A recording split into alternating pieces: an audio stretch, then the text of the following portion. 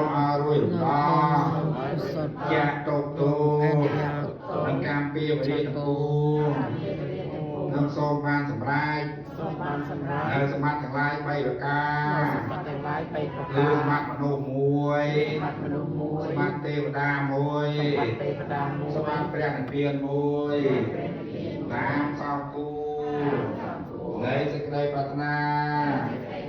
ก็ลงเนี่ยลายโนจอตอนนักพลานซังลาโอจุนเตอมันได้ที่ห้องเรียกปีดองปองเรียกใบดองปองสาธุปักยาลังด้วยให้โยก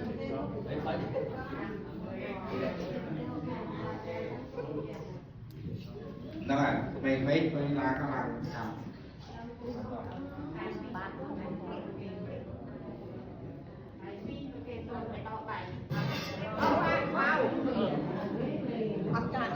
การเลิกการเราได้การเลิกการเลิก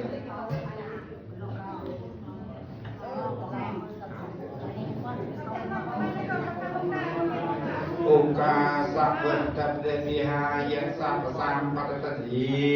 สัพตกสัพเพสัพโรกัเนียสายะประตังทุกัตมังลังทรงกัตนานไปเจ้าราเนื้อพระปฏิทินมันบัวตามไปเกียรติและบัตรสเปรย์นรายตามไปงานมาสบายเนื้อสมัครครบยาตามไปยังตกยังไปยังลงคอ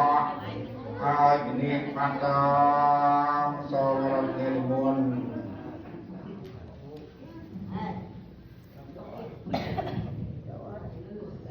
សូមអនុមោទនីសូមស្ងប់ស្ងាត់ទាំងអស់គ្នាញោមថ្ងៃនេះគឺបានខួប100ថ្ងៃរបស់ញោមបបាសក់សក់អីសក់ញោមហាញោមបាសក់ហាសក់ហើយត្រូវជាស្វាមីរបស់ញោមបបាសិកាញយផាត្រូវជាពុករបស់កូនទាំងអស់គ្នាត្រូវជាចៅរបស់ចៅត្រូវជាជីតារបស់ចៅទាំងអស់គ្នាហើយក៏ជាញាតិមិត្តដ៏ល្អរបស់ញាតិញោមទាំងអស់គ្នាអញ្ចឹងថ្ងៃនេះក្រុមគ្រួសារទាំងអស់បងប្អូនញាតិមិត្តទាំងអស់គ្នាបានកំណត់ពេលវេលាថាថ្ងៃនេះនឹងត្រូវប្រារព្ធពិធីបុណ្យខួបគម្រប់100ថ្ងៃរបស់ញោមឧបាសកអាសន្នដែលបានចែកឋានទៅកាន់ពុទ្ធពុទ្ធនោះអញ្ចឹងឃើញថាជួយមកសស័កសស្រាំហើយជាភាសាញោមបាសិកាជាម្ចាស់ដើមមុតផ្ទាល់បានជួយមកតាមពីភាសាមិញនិងជាមួយមិត្តភ័ក្តិក្រុមគ្រួសារហើយពេលនេះឃើញថាជួយមកបានច្រើនគ្នាអញ្ចឹងសូមញោមទាំងអស់តាំងចិត្តទាំងអស់គ្នាថាបុណ្យកុសលដែលបានចូលរួមទាំងអស់គ្នាដោយការស្រណោះអឡោះអាល័យនិងរលឹកចំពោះបុគ្គលមួយរូបដែលធ្លាប់រួមកិច្ចការឬក៏បុណ្យទានគ្រប់បែបយ៉ាងទាំងអស់ក្នុងជីវិតដែលបានជួបគ្នាឃើញថាជួបសេចក្តីល្អច្រើនជាមួយគ្នាអញ្ចឹងពេលដែលបែរកាយរំលាយខណ្ឌទៅកាន់ភពខាងមុខហើយបុគ្គលណាក៏ដូចបុគ្គលណាដែរ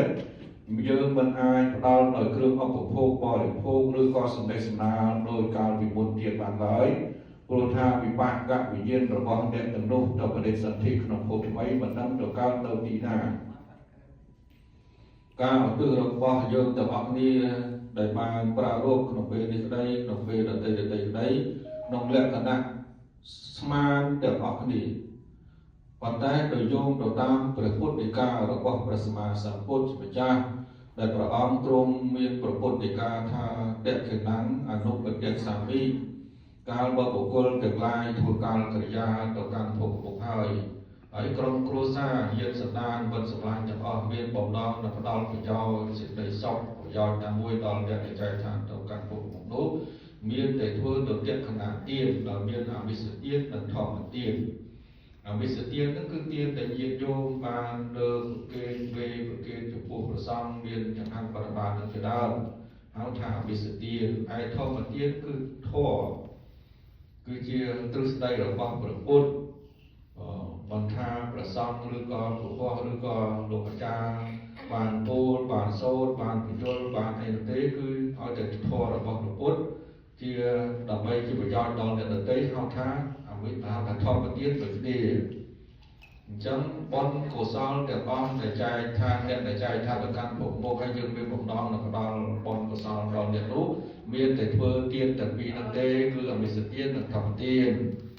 សូមបញ្ញោមទាំងអស់គ្នាតាមចិត្តថាបុណ្យកុសលនេះនឹងបានសម្រេចប្រយោជន៍សូមឲ្យបានសម្រេចប្រយោជន៍ដល់អ្នកដែលចែកឋានទៅកាន់ពុទ្ធមុខជាពិសេសនឹងយោមឧបាសក50ដែលបានចែកឋានទៅគ្រប់ទៅកាន់ពុទ្ធមុខគ្រប់ខួបគ្រប់100ថ្ងៃនៅក្នុងថ្ងៃនេះហើយថ្ងៃនេះយោមម្នាក់ទៀតដែលត្រូវធ្វើនៅថ្ងៃនេះបំណងចង់បាននៅថ្ងៃហ្នឹងដែរខាងចោលជេខ្ញុំសាអានឹងភរិយារបស់គាត់ថាសុំធ្វើនៅថ្ងៃនេះដែរតាសាអាត្មាថាជាប់តសុតហើយតាសាហ្នឹងថ្ងៃស្អែកទៅហើយតាសាហើយតសុតហ្នឹងគាត់ក៏មិត្តភក្តិគ្នាដែរជាទូទៅគាត់ខ្មែរមេតាយើងកាលនៅជាគោនោះអាត្មាឲ្យតែដល់រដូវកឋិនអាត្មាប្រាប់គាត់មុនប្រាប់បងសានចាក់សានដល់ចោលយើងទៅស្លាប់ទៅបាត់ហើយហ្នឹងតែជិតដល់កឋិនហើយបងត្រូវរៀបចំយ៉ាងណាតេតងមិត្តភក្តិដើម្បីខាងក្រុមឆាយ៉ាំហើយគាត់ថាមិនអីទេក្នុងឆ្នាំដែលគាត់ស្លាប់ហ្នឹងក៏គាត់បានឆ្លៀតឱកាសមករៀបចំទៀតអាត្មាគិតថាគាត់មិនត្រូវសុខភាពគ្រាន់តែបានប្រាប់គាត់ថាបងឆ្នាំនេះដឹងថាតេតងយ៉ាងណាឥឡូវបងឲ្យព័ត៌មានមកអាត្មាតេតងឲ្យបងមិនសូវសុខភាពអាហ្នឹងបងចាក់សាហ្នឹងគាត់ថាអត់អីទេគុណចន្ទនាខលទៅសតខលទៅវិទ្យាកូនក្មួយទាំងអស់គ្នា